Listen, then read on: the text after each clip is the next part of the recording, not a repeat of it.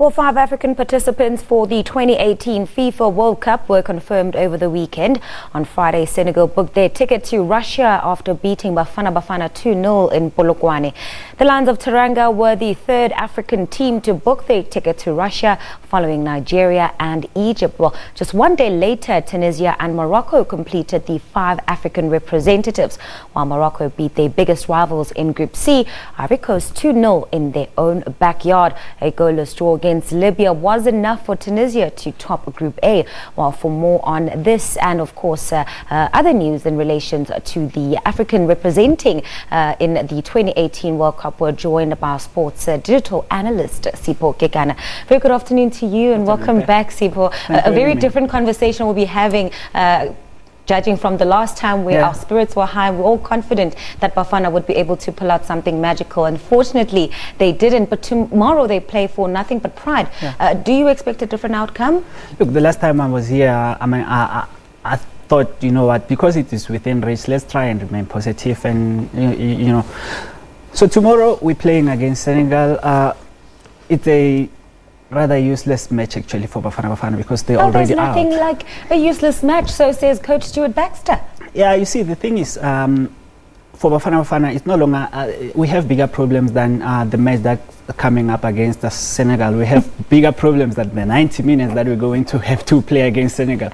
So, before I spoke to you on Saturday, I had actually said that if you want to get rid of any Bafana Bafana coach, give him a mandate of qualifying for a big tournament like the World Cup, because under the current circumstances, it's impossible for Bafana Bafana to qualify for any big tournament like the World Cup. And the story has always been there. We qualified, I mean, in 1998 and 2002 when we couldn't qualify for the 2006.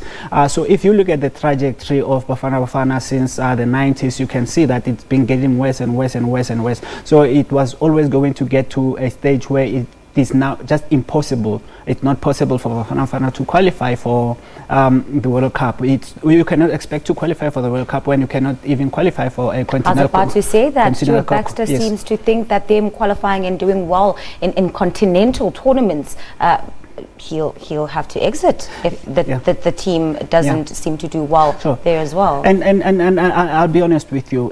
If you ask me, I think it is one of the best thing to happen to Bafana Bafana right now, the fact that we have failed to qualify. If had we been managed by a chance to qualify for the World Cup, then it would sugarcoat the failure of Bafana Bafana. It would give us a wrong sense of what is actually going on with our national teams.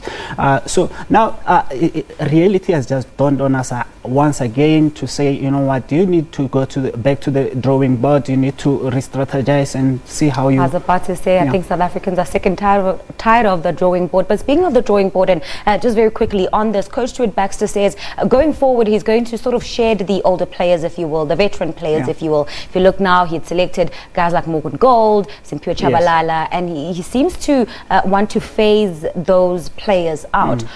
Going forward, do you think that is the way for Bafana to go? For Stuart Baxter, thinking ahead, it will work for him, but only to a certain extent. Because remember, the problems that are facing Bafana Bafana or South African football cannot be solved at Bafana Bafana. Absolutely, that is not. It can't be the training ground. Yes. So it will only help him to an extent. But we need to look at the development. Your under 17, your under 20s, under 23, and that's when you are able to plan. I mean, in world football, it takes about 10 years to actually prepare a national team, starting at what the likes of your under 17. So it will help him in terms of grooming the youngsters and some continuity at national level, but it's not going to get rid of the problems that we are currently facing, which is a problem because if you look at the SAFA leadership, in the past we've had the likes of Mulifi Oliphant, now they got replaced by the likes of Daniel Dan, but the problems with our football still persist. So I think perhaps it's also time to kind of look at the staff below the the SAFA leadership and look at their contribution towards the chaos that South African football finds itself in. All right, I hear you. Once again, the conversation always goes down to the developmental phases of football in the country. Well, we'll look at the dominance of the Western African countries in continental football. It still continues. Do you think that that's the reason why they're able to progress even at international world tournaments? Well, I think a couple of factors looking at, I think one could be perhaps the proximity of those countries to Europe, the fact that you look at Senegal, their French connections and stuff like that, the fact that it's easy for those countries to import their players to the European market. So obviously from a very young age, the quality of the coaching that they receive is much better than what... And yet you see they're not as well resourced, some of these African countries, as well resourced as South Africa. Exactly. So you just kind of get a sense that, maybe we aren't so much a footballing nation. Maybe football in South Africa isn't taken as seriously when we've got all the resources at our disposal. About whether we're not a footballing nation, I think that is very wrong. I think there's a lot of potential in South Africa. You look at the fact that after readmission into international football, the players that we had at the time were able to win the AFCON in 1996, were able to qualify for the World Cup in 1998 as well as in 2002, and they went there even in 98 and in 2002. They went there even though they were not able to progress to the next stages. They were able to fare very well for themselves. So you have to look at that and say something somewhere must have gone wrong. And I think that's where we need to look at. As for the potential is we have a lot of potential in South Africa. I think we can conquer the world. Stuart Baxter said something saying that we cannot expect different results if we are still doing the things the same way.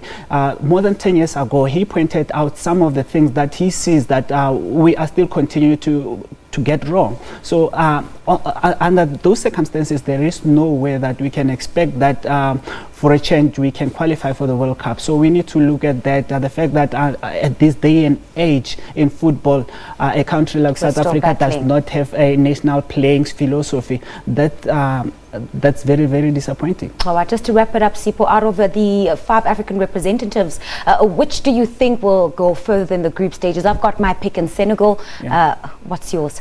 Well, I think Senegal as well. As Senegal are one because almost the rest of their team is playing in Europe. That is benefiting them. And you look at a team like Tunisia, perhaps, and Morocco. I think Tunisia have actually had a very stable team for almost the past 2 years now. So that is going to actually give them an advantage. Going into the World Cup, All right, Sipho, it's always a pleasure to chat to you. Thank you so much for your time. All righty, well, Coach Stuart Baxter certainly does not believe in rubber matches. He insists that the national squad is going to win, or he insists on winning. Bafana Bafana arrived in Dakar yesterday and they started training. The kickoff for that game will be at 9:30 p.m. tomorrow, South African time.